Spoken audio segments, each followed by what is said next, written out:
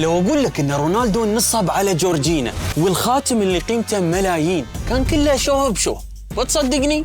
ممكن لا، عشان كذا جبنا لك خبر ممكن يصدمك، ومن أحد خبراء المجوهرات الإسبان اللي زعم إن هذا الخاتم هو خاتم كوكتيل وما يرمز أبدا للالتزام بالحب، إن أم العيال ما راح تلبسه يوميا، وهذا يناقض مبدأ خواتم الخطبة اللي يفترض إنها تكون ملبوسة طول الوقت. أما اللي جابه رونالدو شيء يلبس في الحفلات والمناسبات، وهدفه جذب الناس. يعني بعد 9 سنين خدمة رونالدو جاب الجورجينا خاتم يعكس هويته، والهدف منه الفشخرة عشان يعكس اسلوب حياته. والله وطلعت نصاب يا ابو جونيور. طيب لو افترضنا ان رونالدو قرر يضحي بالملايين بس عشان يتفشخر، هنا بقول لك يمكن أيوة، بالذات أن اللاعب دخل خانة المليار، يعني الملايين اللي صرفها على الخاتم هي الخردة اللي موجودة بجيب السروال. بس كثير ناس شافوا أن الخاتم هذا وبحجمه هذا هو تقدير من رونالدو لشريكته، وأن كل الهدايا اللي جابها لها هي تستاهلها لأنها أحسن اختيار للدون من اللي سبقوها. بس باختصار رسالة الخبير الأسباني لكل وحدة أرسلت صورة الخاتم لخطيبها: راجعي روحك.